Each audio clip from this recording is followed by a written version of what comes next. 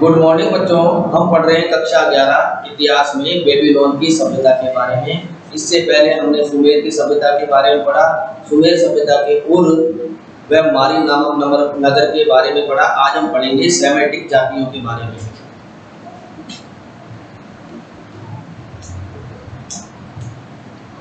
Semitic जाति, इस Semitic जाति के बारे में हम क्यों पढ़ रहे हैं बच्चों?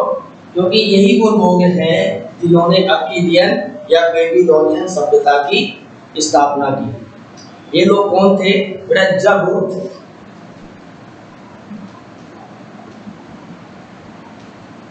सुमेर की सभ्यता में नगरों का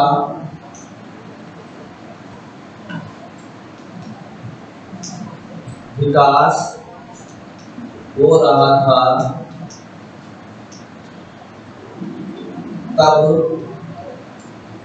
ये सेमेटिक जाति क्या करती थी? रेगिस्तान में विचरण करती थी। तब सेमेटिक जाति रेगिस्तान में घुमक्कड़ जीवन व्यतीत कर रही थी। ठीक है, अब देखो बेटा, इसी सेमेटिक जाति के कुछ लोगों ने क्या किया?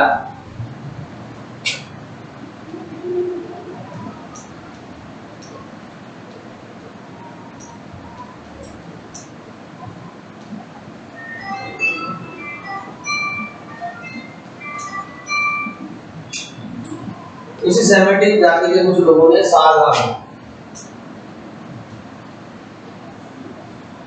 क्या किया बेटा? सारनाथ के नेतृत्व में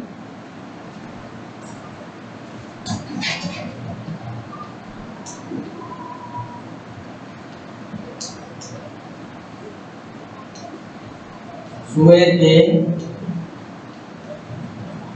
नगर राज्यों को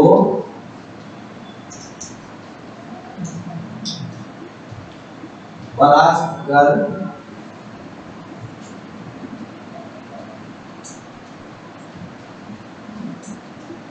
मेसोपोटामिया में एक नई सभ्यता का उदय किया, जिसे अक्कादी सभ्यता और कालांतर में यही बेबीलोनियन सभ्यता के नाम से जानी जाएगी।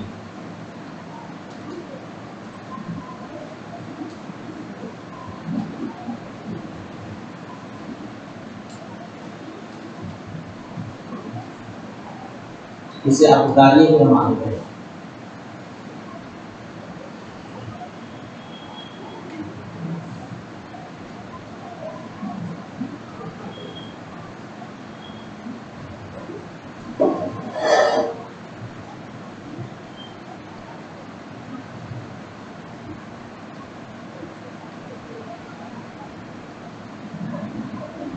देखो बेटा, हम पढ़ रहे हैं सेमेटिक जाति का इतिहास। इन सेमेटिक जाति के इतिहास को पढ़ रहे हैं बेटा। यही वो लोग हैं जिन्होंने क्या किया? अक्कीदियन या बेबीलोन की सभ्यता नामक मेसोपोटामिया में नई सभ्यता को जन्म दिया। मैंने आपको बताया था मेसोपोटामिया की सभ्यताओं में हम कुल 3 सभ्यताएं पढ़ते हैं। पहली पढ़ते हैं सुमेर की सभ्यता, जो हम पढ़ चुके हैं। दूसरी पढ़ते हैं अक्कीदियन सभ्यता और तीसरी पढ़ते हैं एसीरियन सभ्यता। ठीक है ना? इनमें भी जो बेबीलोन की जो सभ्यता है ये ज्यादा महत्वपूर्ण है। सुमेर में क्या किया? नगर राज्यों का निर्माण हुआ। लेकिन इस सभ्यता में हम पढ़ेंगे विश्व का पहली विधि संहिता, जो लिखित रूप में थी और सर्वजनों के लिए थी और धर्मनिरपेक्ष थी। अब जो हम पढ़ रहे हैं सुमेर की सभ्यता में जब नगरों का विकास हो रहा था उस समय ये सेमेटिक जातियां क्या करती थी, रेगिस्तान में घुमक्कड़ जीवन व्यतीत कर रही थी या यायावरी जीवन कर रही थी, मतलब एक स्थान से दूसरे स्थान पर घूमती रहती थी। जब सुमेर के नगरों में शक्ति के कमजोरी आई तब इस जाति ने क्या किया, उसका फायदा उठाया। किस प्रकार उठाया, इस सेमेटिक जाति के कुछ लोगों ने सारगान के नेतृत्व में सुमेर के नगर राज्यों को परास्त कर दिया और मेसोपोटामिया में एक नई सभ्यता का क्या किया, उदय किया। और उस सभ्यता को क्या बोलते हैं हम, अक्टियन सभ्यता। और कालांतर में यही सभ्यता क्या है, बेबीलोनियन सभ्यता के नाम से प्रसिद्ध हुई। अब हम आगे करते हैं।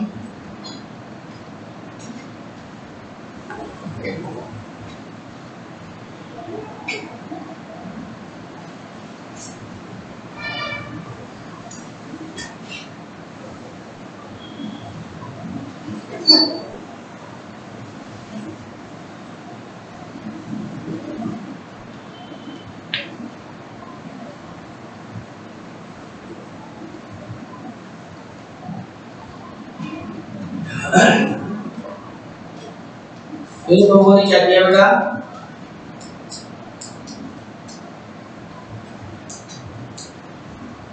सुमेरियन सभ्यता का अंत कर एक नई सभ्यता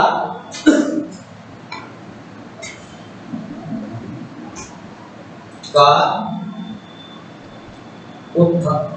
उत्पत्ति की। इसी समय इन लोगों ने क्या किया, बेबीलोन नाम का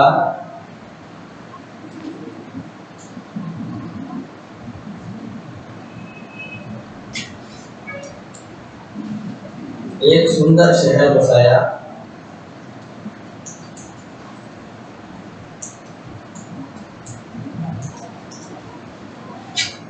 उसे अक्कद साम्राज्य की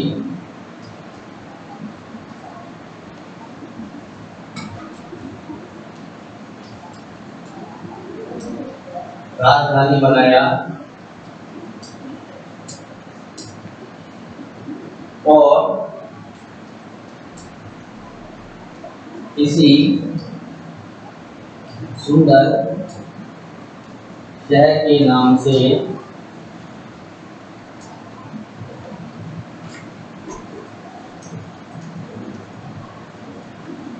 कालांतर में यह सभ्यता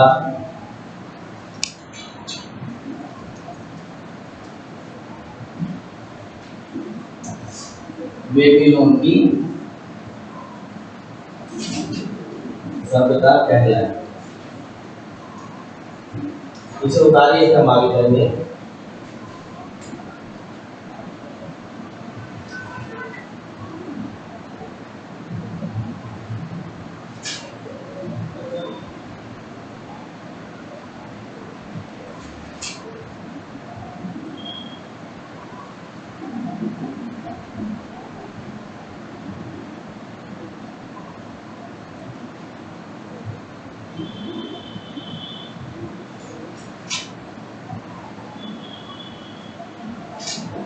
देखो बेटा, अब क्या हुआ, इन लोगों ने क्या किया, एक नई सभ्यता का उदय किया और उसी सभ्यता में क्या किया, इन लोगों ने एक सुंदर शहर बसाया जिसे आप बेबीलोन की शहर के नाम से जानते हो। और उसे क्या किया, अक्कद साम्राज्य की राजधानी बनाया और इसी सुंदर शहर के नाम से ये सभ्यता क्या कहलाई, बेबीलोन की सभ्यता कहलाई। जब आप प्राचीन विश्व के 7 आश्चर्यों के बारे में पढ़ते हो तो बेबीलोन के झूलते हुए झूले या आकाश के झूलों के बारे में आप पढ़ते हैं।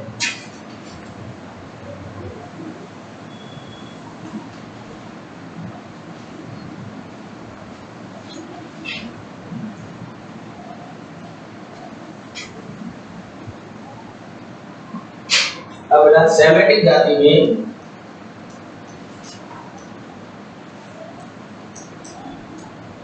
सेमेटिक जाति ने सारगान को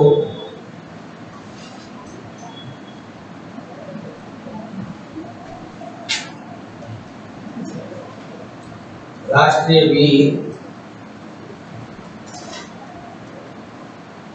या राष्ट्रीय नायक की संज्ञा दी। उसके बाद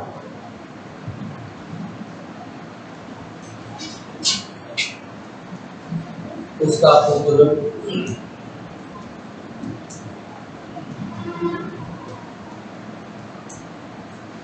बेबीलोन साम्राज्य का शासक बना।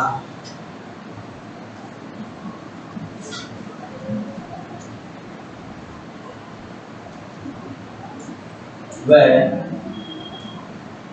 उसकी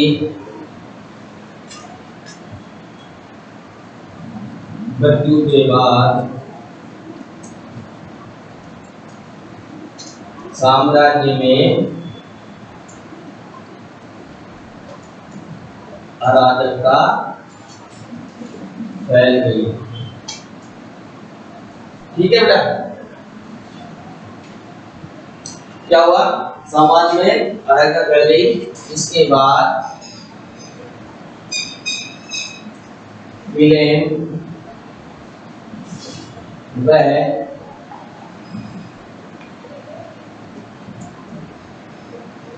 आमूर के शासकों ने 200 वर्षों तक शासन किया। इसे आप बता लीजिए, फिर आगे करें।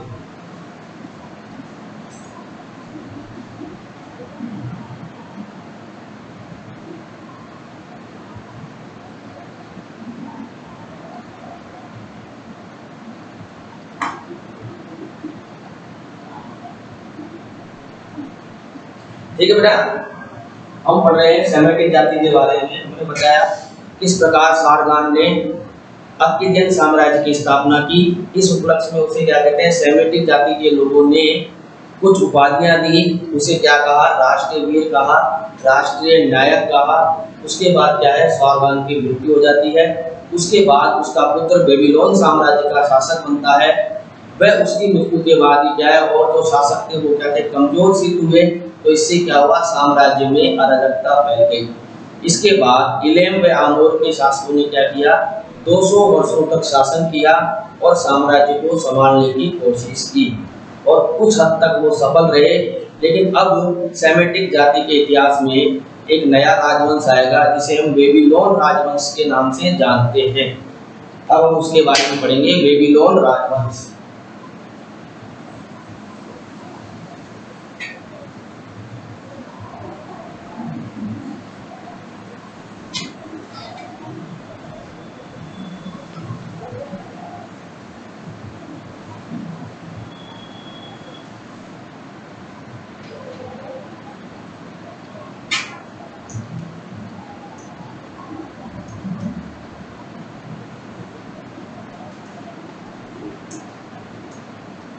ठीक है बेटा,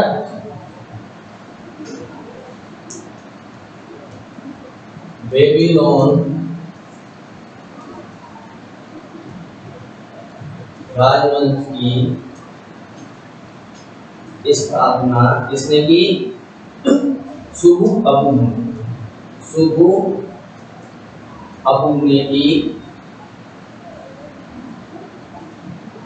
अब ये सुबु-अबू कौन था? यह भी सेमेराइट जाति का था या सेमेटिक जाति का था। यह भी सेमेटिक जाति का था। ठीक है बेटा, अब क्या होगा? ये क्या करेगा? इसने एक नए राजवंश की स्थापना की जिसे आप क्या जानते हैं? बेबीलोन राजवंश के नाम से जानते हैं। और इसी राजवंश में आगे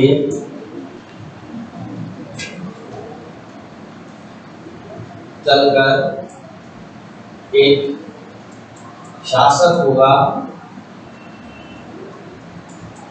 जो विश्व इतिहास में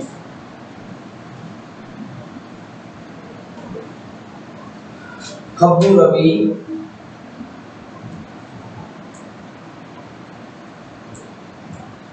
बाबुल या हम्मुराबी के नाम से प्रसिद्ध होगा। इसे आप बता रही हम करेंगे।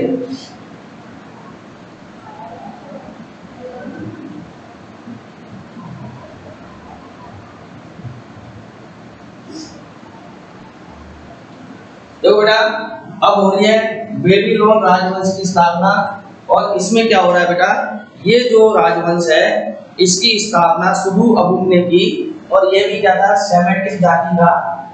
इसी राजवंश में आगे चलकर एक शासक होगा जो भी विश्व इतिहास में खब्बू-रबी बाबुल या हम्मुराबी के नाम से प्रसिद्ध होगा।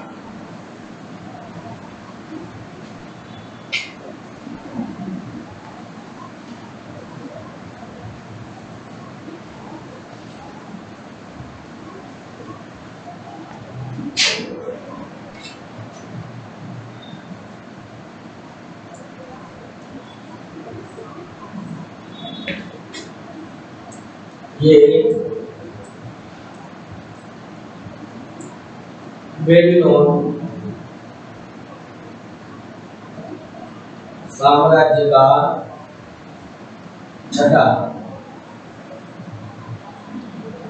छठा या 6 नंबर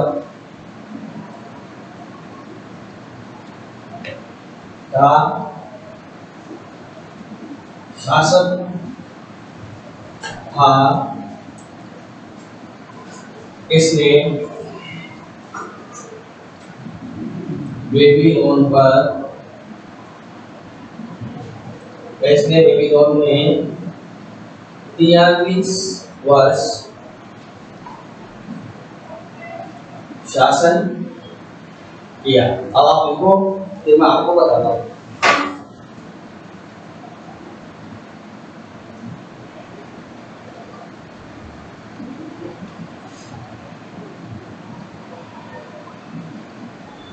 इसका जो काल है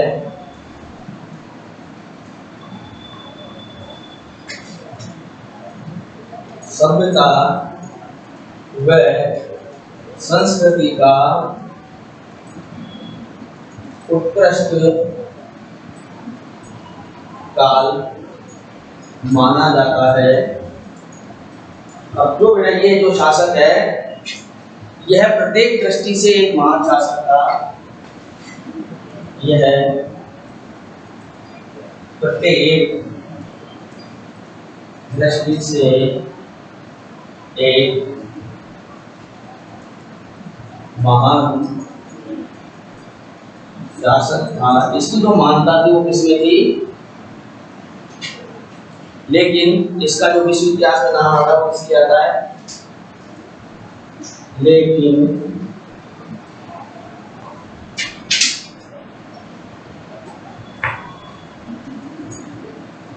विश्व इतिहास में इसे इसकी विधि संहिता के लिए या कोड ऑफ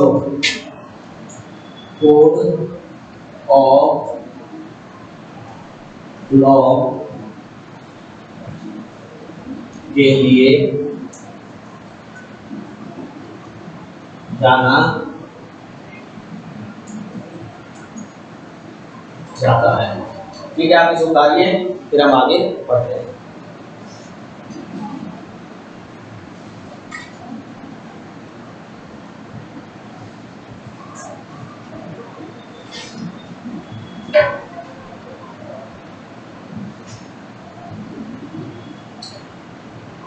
देखो बेटा, बेबीलोन साम्राज्य का जो 6ठे नंबर का शासक है वो हम्मुराबी के नाम से प्रसिद्ध है। इसने बेबीलोन में क्या किया, 43 वर्ष शासन किया। इसका काल सभ्यता व संस्कृति का उत्कृष्ट काल माना जाता है। यह सभी दृष्टि से एक महान शासक था, लेकिन इसकी जो महानता है संसार में, जो इसे किस कारण महान माना जाता है, उसके कारण जाता है इसकी विधि संहिता, यानी कोड ऑफ लॉ के कारण इसे महान माना जाता है। इसने कोड ऑफ लॉ की स्थापना क्यों की?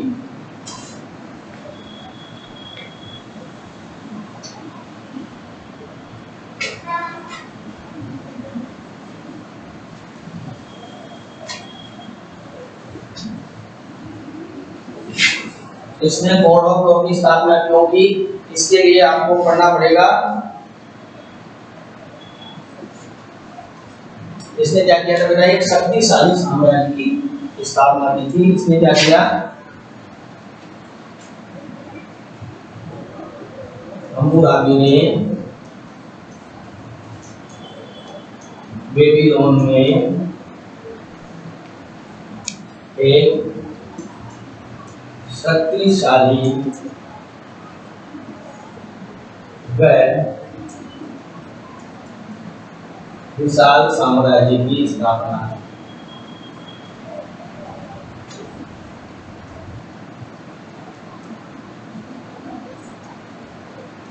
और वह जानता था कि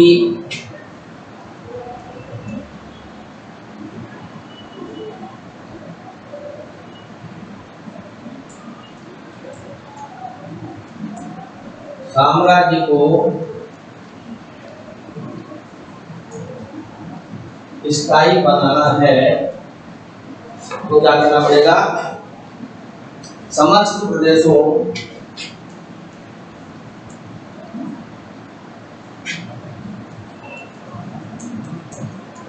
व समस्त जनता को एकता के सूत्र में लाना होगा या पिरोना होगा। इससे क्या होगा बेटा, इससे क्या होगा, साम्राज्य स्थायी हो जाएगा। और इसी उद्देश्य की पूर्ति के लिए उसने क्या किया,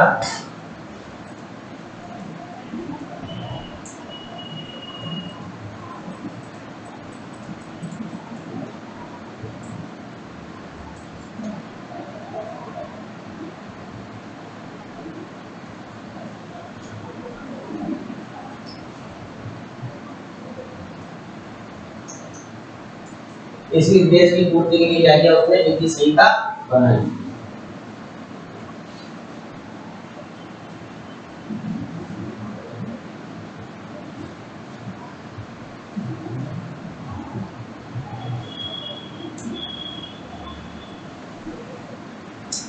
देखो बेटा, हम्मुराबी ने क्या किया, बेबीलोन में एक शक्तिशाली और विशाल साम्राज्य की स्थापना की। वह जानता था कि साम्राज्य को स्थायी बनाने के लिए क्या करना है, प्रदेश में या सारे साम्राज्य के जितने भी प्रदेश है और सारी जनता को क्या है, एकता के सूत्र में लाना होगा। अगर ये जनता एकता के सूत्र में रहेगी तो विद्रोह नहीं होंगे, विद्रोह नहीं होंगे तो क्या होगा, साम्राज्य में शांति बनी रहेगी। और साम्राज्य में अगर शांति बनी रहेगी तो क्या होगा, समाज का, साम्राज्य का विकास होगा। और इसको एकता के सूत्र में पिरोने के लिए उसने क्या किया, कानूनों में उसको खामियां नजर आई और उसने क्या किया, उन कानूनों में सुधार किया। और उस सुधार को उसने क्या की, एक विधि संहिता बनाई और उसे लागू किया। और इसी विधि संहिता के लिए क्या है, वो विश्व में जाना जाता है। अब इस विधि संहिता में क्या है बेटा, देखो बेटा इसने क्या किया, इसने जो किया इस विधि संहिता में 8 फुट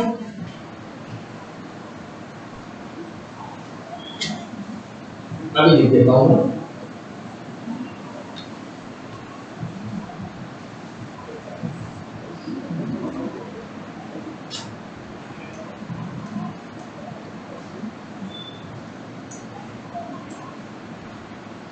इसने क्या किया, हम्मुराबी ने इस विधि संहिता को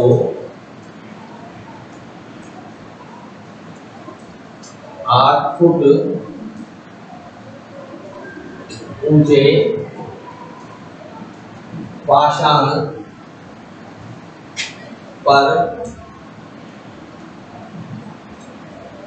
अंकित करवाया।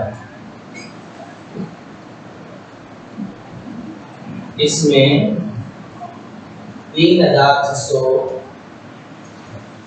पंक्तियां थी। कितनी पंक्तियां थी बेटा?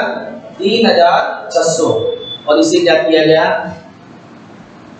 इसे एक मंदिर या चबूतरा में स्थापित करवाया गया। यह जो पाषाण स्तंभ का कार्य करता है, यह पाषाण स्तंभ कैसा था? काले रंग का था।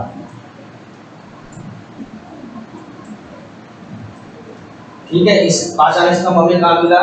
यह विधि संहिता में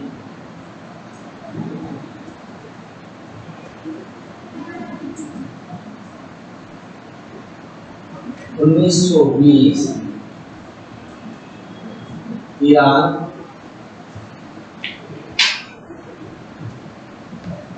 के सूसा नगर से मिली। कहां से मिली?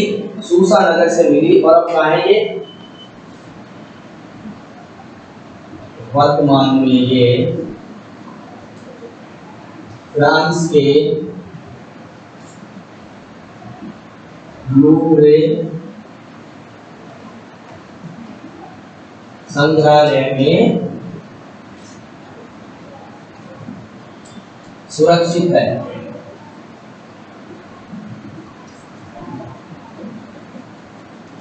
ठीक है बेटा, इसे आप बताने फिर हम आगे बढ़ते हैं।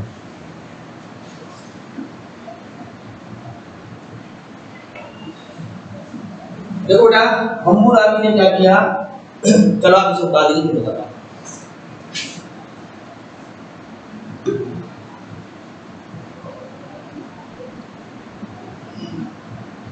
उतार लिया होगा। हम्मुराबी ने क्या किया? अपनी जनता में एक कानून में एकरूपता लाने के लिए क्या किया? एक विधि संहिता बनाई। और इस विधि संहिता को क्या किया? एक 8 फीट ऊंचे पाषाण स्तंभ पर उत्कीर्ण कराया। इसमें कितनी 3600 पंक्तियां थी। और इसे क्या किया? एक मंदिर या चबूतरा में क्या कर दिया? स्थापित करा दिया। यह जो पत्थर था वो कौन से रंग का था? काले रंग का था। कौन से रंग का? काले रंग का था। और यह विधि संहिता हमें कब मिली? 1920 में यह विधि संहिता हमें सुरक्षित मिली। कहाँ मिली? ईरान के सूसा नगर में यह हमें मिली। और वर्तमान में क्या है? ये फ्रांस के लूव्रे संग्रहालय में सुरक्षित है। तो इसका मतलब क्या है? हम्मुराबी की विधि संहिता का जो प्रमुख स्रोत हो गया वो क्या हो गया? आपकी इसकी खुद की विधि संहिता ही होगी, जो आज भी क्या है? सुरक्षित है। और कितनी सुरक्षित है? पूर्ण रूप में सुरक्षित है। इसका पता सबसे पहले हमें 1920 में ईरान में लगा, ईरान के सूसा प्रांत में। और उसके बाद में क्या है? फ्रांस के जो लोग हैं, फ्रांसीसी लोग इसे कहाँ ले गए? इसे ले गए फ्रांस में। और लूव्रे संग्रहालय में क्या है? ये आज भी सुरक्षित है।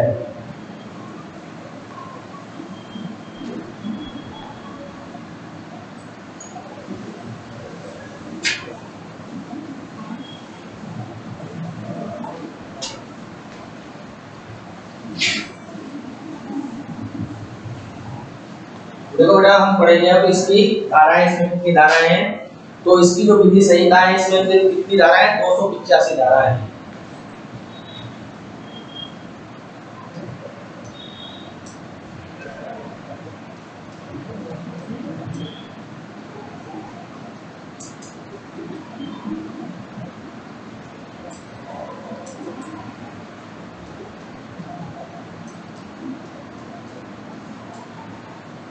और इनका क्या है? वैज्ञानिक विभाजन है। और इनका वैज्ञानिक विभाजन भी है। ये विभाजन किस प्रकार है? तो पहला है व्यक्तिगत संपत्ति,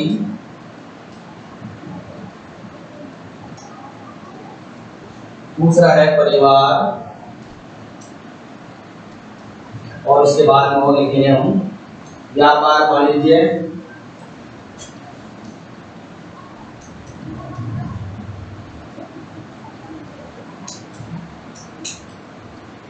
और अंतिम है श्रम। इसे आप उतारिए, फिर हम आगे करते हैं।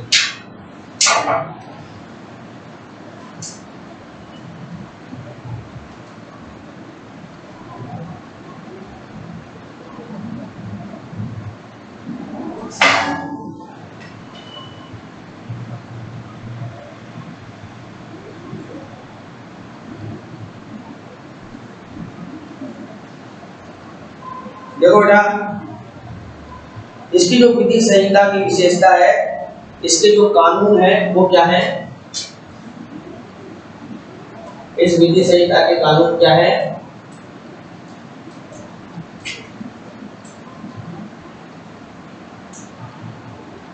धर्मनिरपेक्ष है।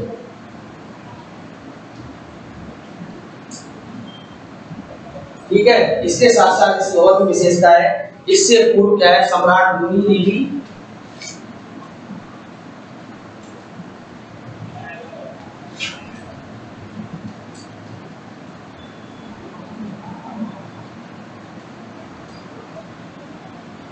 ने भी क्या की थी? विधि संहिता बनाई थी।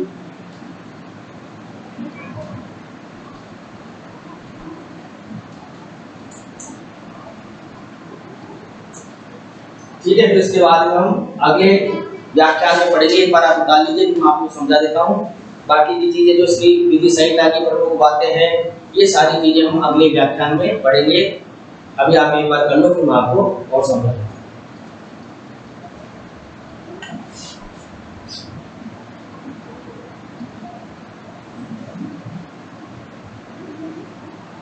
देखो बेटा, हम पढ़ रहे हैं हम्मीराबी की विधि संहिता के बारे में।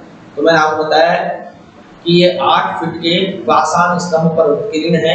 इसमें 3600 पंक्तियां उत्कीर्ण हैं, है ना। ये एक काले पत्थर पर उत्कीर्ण है। इसे एक मंदिर में स्थापित किया गया है। यह कहाँ मिली? ईरान के सूसा प्रांत में मिली। और आज के समय में ये कहाँ संरक्षित है? लूवरे संग्रहालय फ्रांस में संरक्षित है। इस जो विधि संहिता की विशेष बातें हैं, इसमें क्या है? 285 धाराएं हैं। और इसका जो विभाजन है वो कैसा है? वैज्ञानिक विभाजन है। यह विधि संहिता अपनी धर्मनिरपेक्षता के लिए जानी जाती है। और इससे पूर्व भी क्या है? सम्राट जो कुंडी है, उन्होंने भी विधि संहिता का निर्माण किया। लेकिन हम्मुराबी की विधि संहिता उनकी बनाई गई विधि संहिताओं से सर्वश्रेष्ठ है। कैसे श्रेष्ठ है? इन्होंने कानूनों का विभाजन किया। किस प्रकार किया? व्यक्तिगत संपत्ति, कोई व्यक्ति अपने द्वारा जो संपत्ति अर्जित करता है, उसके लिए कानून बनाया जो व्यक्ति चाहे जिसे दे सकता है, क्योंकि वो क्या है? व्यक्ति की स्वयं की संपत्ति है। दूसरा है परिवार। उन्होंने परिवार के लिए भी कानून बनाए कि परिवार में व्यक्ति को किस प्रकार रहना चाहिए। जैसे हम ये कानून के अंतर्गत पढ़ेंगे, अगर कोई पुत्र अपने पिता की वो पिटाई करता है तो उसके क्या करने चाहिए? हाथ कटवा देने चाहिए। व्यापार और वाणिज्य, व्यापार और वाणिज्य में हम पढ़ेंगे। उन्होंने व्यापार और वाणिज्य के लिए क्या किया? कर्जा देने वालों को रहन रखना, मतलब गिरवी रखने की प्रथा चलाई। उसके बाद है आपके श्रम। तो उन्होंने क्या किया? नौकर रखने वाले या श्रमिक रखने वालों और श्रमिक रहने वाले दोनों के लिए भी कानून बनाए। इस प्रकार की इनकी क्या थी? विधि संहिता थी। ये टॉपिक मैं अभी यही समाप्त कर रहा हूँ। अगले वाले टॉपिक में इसके विधि संहिता में जो कुछ कानून हैं, 8-10 कानूनों के बारे में बताऊंगा। और उसके बाद हम पढ़ेंगे मेसोपोटामिया सभ्यता की विश्व को क्या देन है। और यही हमारा ये पाठ समाप्त हो जाएगा। और अगला पाठ हम पढ़ेंगे रोमन सभ्यता के बारे में। अगर आज के इस टॉपिक में आपको कोई चीज समझ में नहीं आई हो या किसी चीज को लेकर आपके मन में संशय हो, तो आप मुझे फोन या व्हाट्सएप से पूछ सकते हैं। तब तक के लिए धन्यवाद।